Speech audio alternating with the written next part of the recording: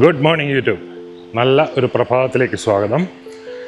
ഇന്നത്തെ വീഡിയോയിൽ നമ്മൾ നോക്കുന്നത് ഓസ്ട്രേലിയയിൽ യുണീക്കായിട്ട് കാണുന്ന ഒരു സ്ട്രക്ചറിനെ പറ്റിയാണ്.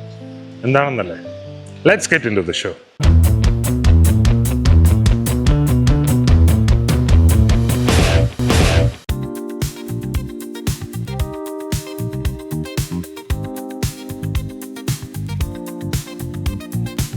പിയേഴ്സ് അഥവാ കടൽപ്പാലം ആണ് നമ്മളിന്ന് കാണാൻ പോകുന്നത്. ഓസ്ട്രേലിയയിൽ വിക്ടോറിയയിൽ എസ്പെഷ്യലി ധാരാളം ഉള്ള ഒരു സ്ട്രക്ചറാണ്. കടലിലേക്ക് ഇറക്കി പണിതിരിക്കുന്ന കടൽപ്പാലമാണിത്.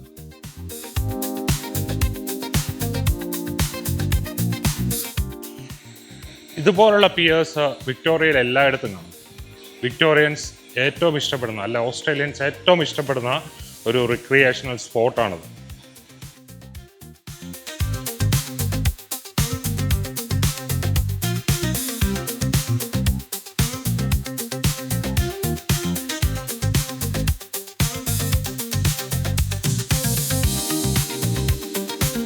പണ്ട് കാലത്ത് മൈഗ്രേഷന് വേണ്ടിയും കടലിൽ കൂടി സാധനങ്ങൾ കയറ്റുമതി ചെയ്യുന്നതിന് വേണ്ടിയും ഒക്കെ ഉപയോഗിച്ചുകൊണ്ടിരുന്ന പിയറാണ്.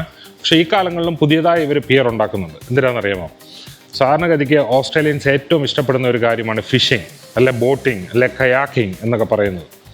ശരിയായിട്ട് പറഞ്ഞു കഴിഞ്ഞാൽ ഇതിന് വേണ്ടിയിട്ടുള്ള ഉദ്ദേശത്തിന് വേണ്ടിയിട്ടാണ് ഇങ്ങനത്തെ പിയറുകൾ നിർമ്മിക്കുന്നത്. ഇത് പക്ഷേ ഏകദേശം ഒരു 10, 50, 60 വർഷം പഴക്കമുള്ള പിയറാണ്. ആദ്യം ഒരു ചെറിയ പിയറായിരുന്നു. ആ പിയർ അവർ എന്നിട്ട് വലുതാക്കി അത് സെറ്റ് ചെയ്തതാണ് ഇപ്പോൾ പുതിയതായിട്ട്. അതിൻ്റെ എൻഡിൽ കാണുന്ന ആ ഒരു വീട് പോലെ കാണുന്ന ചെറിയൊരു വിൻഷെയ്ഡോ അല്ലെങ്കിൽ മഴ പെയ്താൽ നനയാതെ നിൽക്കാൻ പറ്റുന്നൊക്കെ സ്ഥലങ്ങളുണ്ടല്ലോ. അപ്പോൾ ആ സ്ഥലമൊക്കെ അവർ മേക്ക് ചെയ്തിരിക്കുന്നത് ഈ അടുത്ത കാലങ്ങളിൽ നടന്നതാണ്. ഏകദേശം ഒരു 10, 12, 15 വർഷമായിട്ടേ ഉള്ളൂ. ഞങ്ങളിവിടെ ജിലോങ് വന്നതിന് ശേഷമാണ് അത് ഉണ്ടാക്കിയത്. അതിന് മുമ്പ് വരെ ചെറിയൊരു സെറ്റപ്പ് മാത്രമേ ഉണ്ടായിരുന്നുള്ളൂ. ഇത് ജസ്റ്റ് പോയി എൻഡ് ചെയ്യുന്നത് പോലെയാണ്. ഇപ്പോൾ അറ്റത്ത് പോയാൽ നമുക്ക് നിൽക്കാനും നടക്കാനും ഒക്കെയുള്ള സ്ഥലങ്ങളും കാര്യങ്ങളൊക്കെ ഉണ്ട്, ഇടയുണ്ട്. ഫിഷർമാൻ ഏറ്റവും കൂടുതൽ വരുന്ന ഒരു സ്ഥലമാണ്. ഞാനിപ്പോൾ ഈ നിൽക്കുന്ന സ്ഥലത്തിന് പേര് പോയിന്റ് ലോൺസ്റ്റെയിൽ എന്നാണ്. പോയിന്റ് ലോൺസ്റ്റെയിൽ പിയറിൽ നേരത്തെ ഫിഷിങ്ങിന് വന്ന് ഞാൻ നേരത്തെ വീഡിയോ എടുത്തിട്ടുള്ളതാണ്. ചിലപ്പോൾ നിങ്ങളത് കണ്ടിട്ടുണ്ടാകാം. അപ്പോൾ ജസ്റ്റ് അതിൻ്റെ ലിങ്ക് ഞാൻ ഈ ഡിസ്ക്രിപ്ഷനിലായിട്ട് ചേർക്കാം. നിങ്ങൾ എപ്പോഴെങ്കിലും സമയമുണ്ടെങ്കിൽ അതുകൂടെ ഒന്ന് കാണുന്നത് നല്ലതായിരിക്കും. അപ്പോൾ ഞാൻ പറഞ്ഞു വന്നത് ഇതുപോലുള്ള പിയറുകളാണ് ശരിയായിട്ട് പറഞ്ഞാൽ നേരത്തെ ഉള്ള കാലങ്ങളിൽ, അതായത് വിമാനം അത്രയും പോപ്പുലർ അല്ലാതിരുന്ന സമയങ്ങളിൽ കടത്തിന് വേണ്ടിയും ആൾക്കാർ അങ്ങോട്ടും ഇങ്ങോട്ടും ട്രാവലിന് വേണ്ടിയൊക്കെ ഉപയോഗിച്ചിരുന്നത്. ഇവിടെ ജിലോങ്ങിൽ ഒരു പിയറുണ്ട്, കണ്ണിങ്ഹാം പിയർ എന്നാണ് പേര്. ആ പിയറിൽ നിന്ന് നേരെ മെൽബണിലേക്ക് ഇതുണ്ടായിരുന്നു, അതായത് ട്രാവൽ ഉണ്ടായിരുന്നു. അപ്പോൾ ആൾക്കാരൊക്കെ ശരിയായിട്ട് പറഞ്ഞാൽ മെൽബണിൽ പോകണമെങ്കിൽ നേരത്തെ ബസ് അല്ലെ കാറ് ഒക്കെ ഉപയോഗിക്കാതിരുന്ന സമയങ്ങളിൽ അവർ ബോട്ടാണ് ഉപയോഗിച്ചുകൊണ്ടിരുന്നത്. ഞാനീ പറയുന്നത് 1900 കാലഘട്ടമല്ല കേട്ടോ. ഇത് 1800-കളിലും 1700-കളിലും ഉള്ള കാലമാണ് ഞാനീ പറയുന്നത്. അന്ന് കാലത്തൊക്കെ ഈ ഗോൾഡ് റഷ് എന്ന് പറഞ്ഞൊരു പരിപാടി ഉണ്ടായിരുന്നു വിക്ടോറിയയിൽ. അതായത് ഇവിടുത്തെ മണ്ണിനൊരു പ്രത്യേകതയുണ്ട്. ചില മണ്ണിൽ ഒക്കെ സ്വർണ്ണമുള്ള പല ഏരിയാസ് വിക്ടോറിയയിലുണ്ട്. അപ്പോൾ ഈ സ്വർണം കുഴിച്ചെടുക്കാനും ഖനനത്തിനും വേണ്ടിയൊക്കെ ഏറ്റവും അടുത്തുള്ള കൺട്രീസ് ആയിട്ടുള്ള ഏഷ്യൻ കൺട്രീസിൽ നിന്ന് ആൾക്കാരെ ഇവിടെ കൊണ്ടുവരുന്ന ഒരു പരിപാടി ഉണ്ടായിരുന്നു. അതായത് 1800s ഉണ്ടായിരുന്നു. അപ്പോൾ വലിയ സ്വർണ്ണ ഖനികളും കാര്യങ്ങളും ഒക്കെ ഇവിടെ ഉണ്ട്. വളരെ പേര് കേട്ട വൽഹല്ല എന്നൊക്കെ പറഞ്ഞ സ്വർണ്ണഖനിയുണ്ട്. ഇവിടെ ബെല്ലാറട്ടിലൊരു സ്വർണ്ണഖനിയുണ്ട്. അങ്ങനെ വളരെ പേര് കേട്ട ധാരാളം സ്വർണ്ണഖനികളുണ്ടായിരുന്നു. അതിനോട് ഒക്കെ ചുറ്റുപാടും കൂടെ ഉണ്ടായ ഒരു കൾച്ചറാണ് ഓസ്ട്രേലിയക്കുള്ളത്. ബ്രിട്ടീഷുകാർ ആദ്യം ഓസ്ട്രേലിയ കണ്ടുപിടിച്ചപ്പോൾ ആദ്യം ഇവിടെ വന്നതിന് ശേഷം പല കാര്യങ്ങൾ അവർ നോക്കിക്കൊണ്ടിരുന്നു. അതിൽ അവർ കണ്ടുപിടിച്ച ഒരു സംഭവമാണ് ഈ സ്വർണ്ണഖനിയുടെ കാര്യം. ഇപ്പോഴും പല സ്ഥലങ്ങളിൽ വിക്ടോറിയയുടെ പല ഭാഗങ്ങളിലും സ്വർണം കിട്ടുന്ന കാര്യങ്ങളുണ്ടാകുന്നുണ്ട്. അപ്പോൾ ഇതാണ് പോയിന്റ് ലോൺസ്റ്റെയിൽ പിയർ.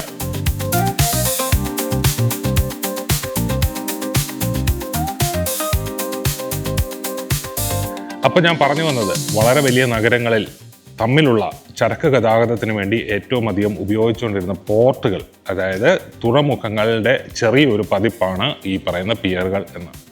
വളരെ വലിയ നഗരങ്ങളെപ്പറ്റി നമ്മൾ ഓർക്കുമ്പോൾ, ഇന്ത്യയിലെ നഗരങ്ങളെപ്പറ്റി നമ്മൾ ഓർക്കുമ്പോൾ Bombay one of the biggest തുറമുഖമുണ്ടായിരുന്ന ഒരു നഗരമായിരുന്നു.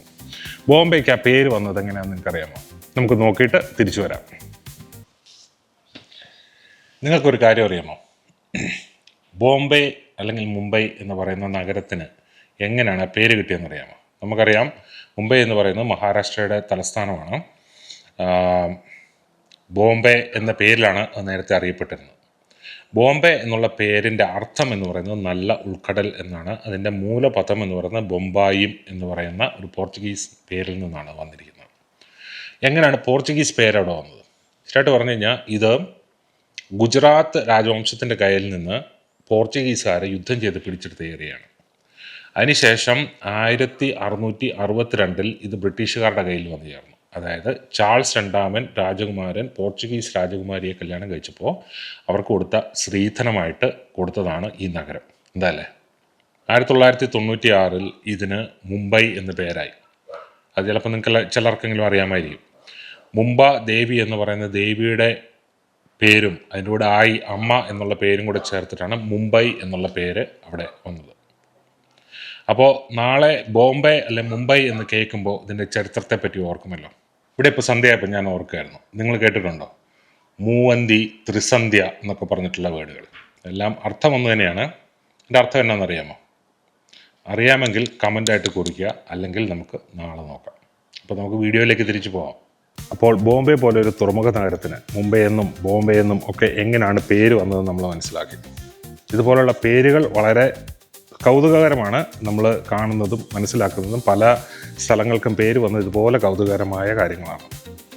അപ്പോൾ ഞാൻ പറഞ്ഞു വന്നത്, ഇതുപോലുള്ള പിയറുകൾ വളരെ റിക്രിയേഷണൽ ആയിട്ട് ബന്ധപ്പെട്ടിട്ടുള്ള കാര്യങ്ങളാണ്. ഓസ്ട്രേലിയൻസ് എല്ലാവരും ഇഷ്ടപ്പെടുന്ന ഒരു കാര്യമാണ്. ഓസ്ട്രേലിയൻസ് എന്ന് പറഞ്ഞാൽ നേച്ചറുമായിട്ട് ഏറ്റവും ഇഷ്ടപ്പെടുന്ന ആൾക്കാരാണ്. കാരണം കൂടുതലും വീട്ടിലിരിക്കാതെ വെളിയിലിറങ്ങി നേച്ചറുമായിട്ട് ബന്ധപ്പെട്ട് ജീവിക്കുന്ന ആൾക്കാരാണ് ഓസ്ട്രേലിയൻസ് എന്ന് പറയുന്നത്. പൊതുവേ നമ്മളിവിടെ നിൽക്കുമ്പോൾ അറിയാം എത്രമാത്രം ആൾക്കാരാണ് ഡെയിലി നടക്കാനാണെങ്കിലും ഇതുപോലുള്ള സ്ഥലങ്ങളിലൊക്കെ എത്തുന്നു എന്നുള്ളത് നമുക്ക് മനസ്സിലാവും. അപ്പോൾ ഇങ്ങനെയുള്ള ഒരു ലൈഫ് സ്റ്റൈൽ നമ്മുടെ ആരോഗ്യത്തിന് വളരെ നല്ലതാണ്. വളരെ ആരോഗ്യദായകമായ കാര്യങ്ങളാണ്, ലൈഫ് സ്റ്റൈലാണ് ഓസ്ട്രേലിയൻസ് പൊതുവെ പിന്തുടരുന്നത്. അടുത്തതായി നിങ്ങൾക്ക് ഞാൻ പരിചയപ്പെടുത്തുന്നത് വേറൊരു തരത്തിലുള്ള പിയറുകളാണ്. ഇതിനെ പിയറുകളെന്ന് തന്നെയാണ് പറയുന്നത്. പക്ഷേ ഇത് ബോട്ട് കയറാൻ വേണ്ടി അല്ലെങ്കിൽ ബോട്ടിലേക്ക് എംബാർക്ക് ചെയ്യാൻ വേണ്ടിയിട്ട് ഉപയോഗിക്കുന്ന പിയറുകളാണ്. ഇത് കൂടുതലും ബോട്ട് റാമ്പുകളോടൊക്കെ അനുബന്ധിച്ചാണ് കൂടുതലായിട്ട് കാണുന്നത്. അപ്പോഴും ഇതിൻ്റെ ഒരു സൈഡ് ഓപ്പൺ ആയിരിക്കും, ഒരു സൈഡ് ഇങ്ങനെ ഗാർഡൻ ആയിരിക്കും. ഓപ്പൺ ആയിരിക്കുന്നത് എന്തിനാന്ന് വെച്ച് കഴിഞ്ഞാൽ ബോട്ട് ഇതിനോട് ചേർത്ത് നിർത്തി ബോട്ടിലേക്ക് കയറാനുള്ള എളുപ്പത്തിന് വേണ്ടിയാണ് ഇങ്ങനെ ഉണ്ടാക്കിയിരിക്കുന്നത്.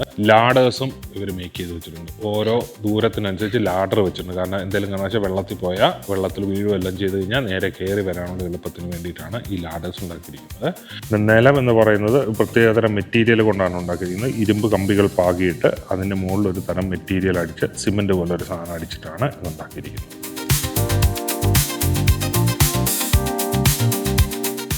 ഓസ്ട്രേലിയയിൽ അങ്ങോളം ഇങ്ങോളമായി ഇതുപോലുള്ള നല്ല മനോഹരമായ തീരപ്രദേശങ്ങൾ ധാരാളമുണ്ട്. നമുക്ക് വന്ന് താമസിക്കാനും ഒക്കെയുള്ള സൗകര്യവും സാഹചര്യമുള്ള ഏരിയകളാണ് ഇതെല്ലാം. ഇവിടെ ഈ ഹോളിഡേ ഹോമുകളൊക്കെ ധാരാളം പണിതിട്ടിരിക്കുന്ന ഒരു സംഭവമാണ്. നിങ്ങൾ ഇപ്പോൾ കാണുന്നത്, എൻ്റെ മുമ്പിൽ കാണുന്നത് ഹോളിഡേ ഹോമുകളുടെ വലിയൊരു നിരയാണ്. ഈ നിരയിൽ നമുക്ക് വേണമെങ്കിൽ റെൻറ്റിനെടുക്കാം, നമുക്ക് സ്വന്തമായിട്ട് മേടിക്കാം. ഹോളിഡേയുടെ സമയത്ത് നമുക്ക് വന്ന് താമസിക്കാനൊക്കെയുള്ള സൗകര്യമുണ്ട്. നിങ്ങൾക്ക് കാണാം ഈ മനോഹരമായ തീരത്ത് 2 പെലിക്കൻ പക്ഷികൾ, അതായത് പക്ഷികളുടെ രാജാവെന്ന് വേണമെങ്കിൽ പറയാം. വളരെ വലിയ സൈസുള്ള പക്ഷികളാണ്. അതുപോലെ തന്നെ ബ്ലാക്ക് സ്വാൻസ് ഉണ്ട്, സാറിന് നമ്മുടെ നാട്ടിൽ കാണുന്ന അരയന്നങ്ങളുണ്ട്. അതിൻ്റെ ഏകദേശം സൈസ് അല്ല അതിൽ കൂടുതൽ സൈസ് വരുന്ന പക്ഷിയാണ് പെലിക്കൻ. പെലിക്കൻ്റെ ചുണ്ടിന് താഴെയായി വലിയൊരു ബാഗ് പോലെ ഒരു സംഭവമുണ്ട്. മീൻ പിടിക്കാനുള്ള എളുപ്പത്തിന് വേണ്ടിയാണ്. ഇവന്മാർ രാവിലെ മീൻപിടുത്തത്തിലാണ്, രാവിലത്തെ പ്രാതൽ കഴിച്ചുകൊണ്ടിരിക്കുകയാണ്.